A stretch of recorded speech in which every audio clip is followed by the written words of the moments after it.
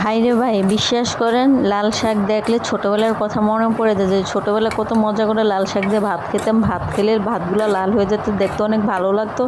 সবাই কারাকারি করতাম। Hello guys, কী অবস্থা? আশা করি সবাই ভালো আছেন, আমিও ভালো আছি। আজকে আমি লাল শাক ভাজি করব। লাল শাক ভাজি করে প্রথমে চুলাটা জ্বালিয়ে নিয়ে কড়াইটা বসিয়ে নিয়েছি। এখন শাকগুলো ভালো করে কেটে নিয়ে ধুয়ে নিয়ে এখন বসিয়ে দিতেছি। লাল শাক দেখলে না ছোটোবেলার কথা মনে পড়ে যায়। আমার মা যখন লাল শাক রান্না করতো, মাছ দিয়ে, ছোটো মাছ দিয়ে বা বড়ো মাছ দিয়ে, আমাদের ফ্যামিলিতে আবার শাকের ঝোল খাওয়াটা বেশি হতো। আমার মার শাকের ঝোল রান্না করতে অনেক ভালো লাগতো।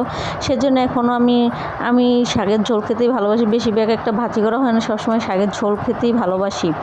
তো মা যখন শাকটা রান্না করতো তখন শাকের ঝোল নিয়ে ভাতগুলো লাল লাল করে দেখতে অন্যরকম একটা ভালো লাগে কাজ করতো, যে কি সুন্দর। কিন্তু এখন দেখেন লাল শাক কিনি ঠিকই, কিন্তু আগের মতো কালার আসে না, রং আসে না। আগের মতো একটা যেরকম ভালো লাগে কাজ করতো শাকের ভিতরে, এখন সেই শাকের ভিতরে ভালো লাগা চলে গেছে। যেহেতু এখন সার বীজ দিয়ে সব কিছু ফরমালিনভাবে তৈরি করে তাড়াতাড়ি বড় করার জন্য, সেজন্য এখন স্বাদ সব চলে গেছে। আগের মতো সার সুর তো দেওয়া হতো দিত না, এই জন্য আগে স্বাদ লাগতো বেশি। আগে তো মানুষ নিজের ঘরে নিজেই সব কিছু তৈরি করতে একটু একটু করে, যাতে নিজের খাওয়া নিজের চলে যায়।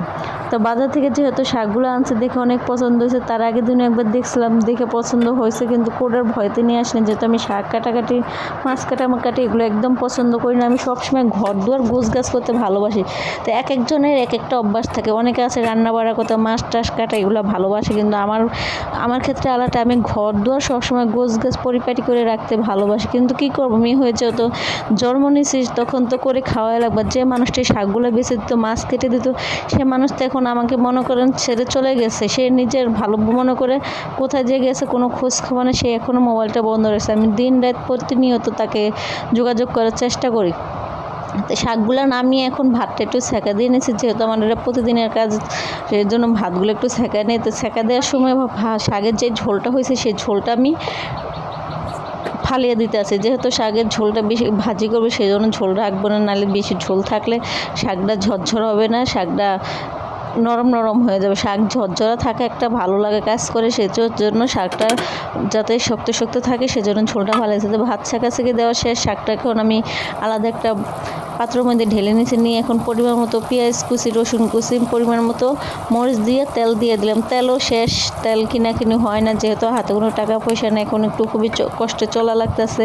তো ফাইনালি পেঁয়াজ রসুনগুলো মরিচগুলো ভালো করে ভেজে নিয়েছি। ভালো করে ভেজে নিব, যে পর্যন্ত ব্রাউন কালার না আসবে সে পর্যন্ত ভালো করে ভেজে নিব। কালারটা যখন পেঁয়াজ মরিচ ভাজা হয় একটা অন্যরকম ফ্লেভার আসে, ফ্লেভারটা অনেক ভালো লাগে আমার। তো শাকগুলো এখন ফাইনালি ঢেলে দিলাম কড়াইয়ের ভিতরে দিয়ে, একটু ঢাকনা হালকা দিয়েছে, যেহেতু তেলের এটা চলে যায় সেজন্য একটু বাগার দেওয়ার সময় ঢাকনাটা একটু ফেলে দিলে তাহলে তেলটা একটু থাকে। তো এখন শাকগুলো আমি আস্তে আস্তে ভালো করে ঝরঝরা করে ঝরঝরা করে লেড়ে ছেড়ে নিব। কথা বলতে গেলে নার্ভাস হয়ে যেহেতু আমার মন মানসিকতা ঠিক নেই, কোনো কিছুই ভালো নেই, যেহেতু এটা আমার প্রফেশনাল কাজ, এটা অ্যাক্টিভ থাকাই লাগবে। তো আমি ইদারিং মাঝখানে অনেক ভিডিও গ্যাপ দিছি, অনেক করতে পারি না, সেজন্য ফেসবুক আমার করে দিতে আমি বুঝতেছি না। আজকে এই পর্যন্তই।